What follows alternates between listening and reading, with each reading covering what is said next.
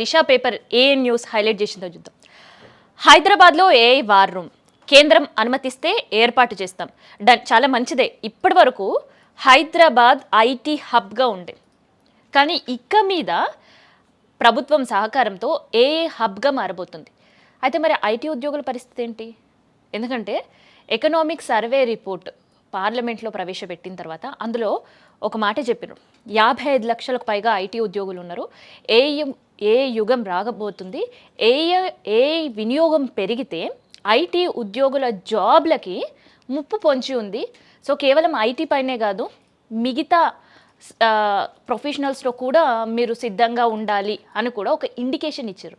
ఇక హైదరాబాద్ పరిస్థితికి వస్తే ఐటీ ఉద్యోగాలు లే ఆఫ్ ఆల్రెడీ స్టార్ట్ అయింది ఏ ఇంపాక్ట్ తోటి. ఇంకో పక్క నిరుద్యోగ సమస్య. ప్రభుత్వం జాబ్ క్యాలెండర్ ఎప్పుడు ప్రకటిస్తుందా అని ఎదురు చూస్తున్న నిరుద్యోగులు ఒకవైపు, ఒక పక్క నిరుద్యోగులు తెలంగాణలో ఇట్లా ఎదురు చూస్తున్నారు. ఏ నోటిఫికేషన్ వచ్చినా కానీ వెంటనే రాసేయాలి, తమ అదృష్టం ఒకసారి చెక్ చేసుకోవాలని. ఒక పక్క నిరుద్యోగులు, ఐటీ హబ్ ఇంకోవైపు లే ఆఫ్ సంక్షోభంలో ఉంది.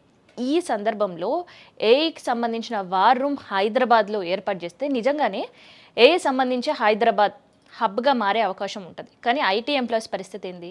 అండ్ ఎంఓఏలు ఇప్పటివరకు ప్రైవేట్ కంపెనీలతోటి ప్రభుత్వం చేసుకుంది కాబట్టి, సో అట్లాంటి కంపెనీలు ఏవైనా కూడా మళ్ళీ తెలంగాణలో ఏ జిల్లాలో స్టార్ట్ అయినా, హైదరాబాద్ స్టార్ట్ అయినా కూడా ఉద్యోగాలు చేయడానికి సిద్ధంగా ఉన్నాము అని కూడా నిరుద్యోగులు ఎదురు చూసే పరిస్థితి. ప్రభుత్వ ఉద్యోగాలు లేకుండా అట్లీస్ట్ ప్రైవేట్ సెక్టార్లో అయినా ఉద్యోగాలు సిద్ధం. ఎందుకంటే ఇంత చదువుకొని తల్లిదండ్రులకు భారంగా మారుతున్నామని. ఇప్పటికే ఈ 2 సంవత్సరాల్లో 4 నిరుద్యోగులు కూడా ఆత్మహత్యలు చేసుకున్నారు. చూడాలి, ఇన్ కేస్ వార్ రూమ్ కనుక ఏర్పాటు చేస్తే ఐటీ ఉద్యోగులకు ఇబ్బంది కలగకుండా, నిరుద్యోగుల ఇబ్బంది కలగకుండా ఎట్లాంటి చర్యలు ప్రభుత్వం తీసుకుంటుంది అనేది. అమెరికా అధ్యక్షుడు ట్రంప్కు ఆ దేశం సుప్రీంకోర్టు భారీ షాక్ ఇచ్చింది. ఆర్థిక అత్యవసర పరిస్థితుల పేరుతో విదేశాలపై ఇష్టారాజ్యంగా విధించే ప్రతీకార సుంకాలు ఏమాత్రం చట్టబద్ధం కావని తేల్చి చెప్పింది. International emergency economic power act అడ్డం పెట్టుకొని ఇతర దేశాలపై పన్ను వేయడం కుదరదు అని స్పష్టం చేసింది అమెరికా సుప్రీంకోర్టు. మొత్తం 9 మంది న్యాయమూర్తుల ధర్మాసనం 6:3 మెజారిటీతో ట్రంప్ వేసిన సునకాలను కొట్టివేసింది. కాగా టారిఫ్ ద్వారా అమెరికా ప్రభుత్వానికి గత డిసెంబర్ నాటికే $130 బిలియన్ సంపాదించినట్లు యుఎస్ కస్టమ్స్ విభాగం డేటా చెప్తుంది. ఈ సొమ్మును రిఫండ్ చేస్తారా అనేదే క్లారిటీ రాలేదు. టారిఫ్, సో ఏదైనా దేశం ట్రంప్ని వ్యతిరేకించిన 2 ఆయుధాలు, 1 టారిఫ్, 2 యుద్ధం. రీసెంట్గా ఒక సమ్మిట్లో, గ్లోబల్ పీస్ సమ్మిట్కి అటెండ్ అయిన ట్రంప్ ఇరాన్ పైన మాట్లాడిండు, మీరు సిద్ధంగా ఉండండి మేము యుద్ధానికి అని చెప్పేసి. ఎందుకంటే వాళ్ళిద్దరి మధ్యలో ఒప్పందాలు కుదరలేవు. అండ్ సేమ్ సినారియో భారత్ కూడా గతంలో ఎదుర్కొంది. దాదాపు 50% టారిఫ్ విధించిండ్రు, తర్వాత వ్యతిరేకత రావడంతో 25% తగ్గించిన పరిస్థితి. ఇట్లా మిగతా దేశాలన్నిటిపైన ట్రంప్ ఇష్టానుసారం విధిస్తున్న టారిఫ్లు ఏమాత్రం చట్టభద్రత ఉంది అండ్ ఏమాత్రం న్యాయం అని మిగతా దేశాలన్నీ అనుకుంటున్న పరిస్థితుల్లో అమెరికా సుప్రీంకోర్టే ఏకంగా డొనాల్డ్ ట్రంప్కి మొట్టికాయలు వేసిన పరిస్థితి. మీరు చేస్తున్న విధానాలు తప్పు, అవి పూర్తిగా వ్యతిరేకంగా ఉన్నాయి చట్టానికి అంటూ కూడా. దానిపైన కూడా మళ్ళీ ట్రంప్ స్పందించిండు. ఏం మాట్లాడిండు ట్రంప్? అండ్ అక్కడ సుప్రీంకోర్టు ఏమన్నది? మిగతా దేశాలన్నీ కూడా సుప్రీంకోర్టు సంబంధించిన వ్యాఖ్యలను ఎందుకు అందరూ కూడా నిజంగా అక్కడ సుప్రీంకోర్టు ఇంకా బ్రతికే ఉంది అండ్ అక్కడ న్యాయం ఇంకా ఉంది అని ఎందుకు మాట్లాడుతున్నారు అనేది మీకు చెప్తా. సో అమెరికా అధ్యక్షుడు ట్రంప్కు ఆ దేశం సుప్రీంకోర్టు భారీ షాక్ ఇచ్చింది. ఆర్థిక అత్యవసర పరిస్థితుల్లో పేరుతో విదేశాలపై ఇష్టారాజ్యంగా విధిస్తున్న ప్రతీకార సుంకాలే ఏమాత్రం చట్టబద్ధం కావని తేల్చి చెప్పింది. International emergency economic power act అడ్డుపెట్టుకొని ఇతర దేశాలపై పన్ను వేయడం కుదరదని స్పష్టం చేసింది. సో ఇదన్నమాట. ఏదైతే యాక్ట్ ముందు పెట్టుకొని నా ఇష్టానుసారం నేను వేస్తాను, అది ఆర్థిక ఎమర్జెన్సీకి ఒక యాక్ట్ ఉంది కాబట్టి అది నేను అడ్డు పెట్టుకుంటా, అది ఒక ట్యాగ్ లైన్ చూపించుకుంటా, అన్ని దేశాలపైన నా ఇష్టానుసారంగా నేను విధిస్తుంటా టారిఫ్లు అంటే ఇకపై అవి చెల్లవు అని చెప్తుంది. కానీ సుప్రీంకోర్టు సామాన్యుడి పరిస్థితి ఏంది సుప్రీంకోర్టు నిర్ణయం తర్వాత కూడా నేను మీకు చెప్తాను.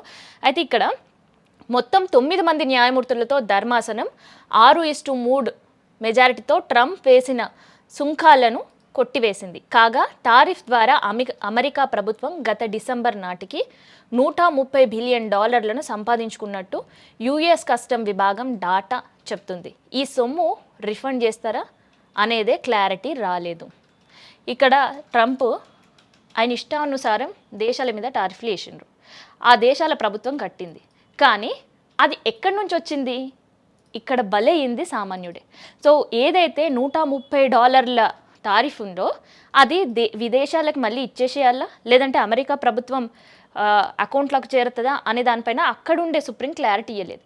ఇన్ కేస్ ఉండే దేశాలకు రిటర్న్ ఇవ్వాలన్నా మళ్ళీ ఆ దేశాల అకౌంట్లో జమ అవుతుంది తప్ప ఇక్కడ సామాన్యుడి చేతికి రాదు. అంటే ట్యాక్సులు సామాన్యుడు దగ్గర నుంచి వసూలు చేస్తారు, కానీ అవి తిరిగి రావు. అంటే ఇక్కడ బలయ్యేది ఎవరు? సామాన్యుడే. అయితే ఈ సుప్రీంకోర్టు సంబంధించిన వ్యాఖ్యలను కూడా మహానుభావుడు ట్రంప్ తప్పుపట్టిండు. దానిపైన కూడా వ్యాఖ్యలు చేయడంతో పాటు నేను అస్సలు టారిఫ్లు అంటున్నారు కదా, మిగతా దేశాలన్నీ కూడా అమెరికా సుప్రీంకోర్టు ఇచ్చిన తీర్పుని అందరు కూడా స్వాగతించారు కదా, స్వాగతించిన దేశాలకు అందరికీ కూడా మళ్ళీ 10% నేను పెంచేస్తున్నా అన్నట్టు మాట్లాడిండు. సో ఏమన్నాడు అంటే అది కూడా చెప్తా. సుప్రీంకోర్టు తీర్పు పైన డొనాల్డ్ ట్రంప్ స్పందించిండు. విదేశీ శక్తులకు జడ్జిలు తలొగ్గారు. ప్రపంచ దేశాలపై మరో 10% పన్ను పెంచుతా, అందుకే శక్తివంతమైన చట్టాలను ఉపయోగిస్తా డొనాల్డ్ ట్రంప్. ఇప్పటి వరకు ఏదైతే ఇంటర్నేషనల్ ఎమర్జెన్సీ ఎకనామిక్ పవర్ యాక్ట్ని ఉపయోగించిండో దీనికంటే కూడా ఇంకా నేను పవర్ఫుల్ చట్టాలను ఉపయోగిస్తా, ఆ చట్టం ముందు పెట్టుకొని సుప్రీంకోర్టుకి నేను సమాధానం చెప్తా అంటున్నాడు. అంటే సుప్రీంకోర్టు కూడా ఒక సుపీరియర్ అథారిటీ కూడా ట్రంప్ నువ్వు చేసేది తప్పు, అట్లా విదేశాలపైన నిష్టమున్నట్టు ట్యాక్సులు పెంచుకొని పోయి ప్రతీకార చర్యలు చేపడుతుంటే చూస్తూ ఊరుకునే పరిస్థితి ఉండదు, నువ్వు నీ వైఖరి మార్చుకోవాలి అంటూ చెప్పినా కూడా సుప్రీంకోర్టుని కూడా మేము లెక్క చేయం. నేను ఏదైతే రూల్ పెడతానో అది నా దేశమే కాదు మిగతా దేశాలు కూడా పాటించాలి అని చెప్పడం. ఎందుకు? అగ్రరాజ్యంగా ఉండే అమెరికా ఉండే ఆయుధాలను చూసి భయపడుతున్నారు, సంపదను చూసి భయపడుతున్నారు, అండ్ అక్కడ ఉండే టెక్నాలజీని చూసి భయపడుతున్నారు, ఆరోగ్యపరంగా వాళ్ళు ప్రజలకి సమకూర్చే విధానాలను చూసి భయపడుతున్నారు ప్రపంచ దేశాలు. అందుకని ఆడింది ఆటగా తయారైంది ట్రంప్ పరిస్థితి. ట్రంప్ గురించి పార్లమెంట్లో చర్చ జరిపినా, ఎందుకు ఇన్ని ట్యాక్సులు భారత్ కట్టాల్సి వస్తుందని ప్రతిపక్షాలు నిలదీసినా కూడా మోడీ దగ్గర, ప్రధాని దగ్గర సమాధానం లేని పరిస్థితి. కేంద్రం ప్రభుత్వం ప్రతిపక్షాలకి సమాధానం ఇవ్వని పరిస్థితి. అది కేవలం ట్రంప్ వల్లనే. సో కేవలం భారత్ మాత్రమే కాదు మిగతా దేశాలను కూడా ఇబ్బందుల పాలు చేస్తుంది. అందుకని ఏకంగా అమెరికా సుప్రీంకోర్టు కూడా ట్రంప్కి మొట్టకాయలు వేసిన పరిస్థితి. అయినా కూడా ఆయన విధానాన్ని మార్చుకోలేదు.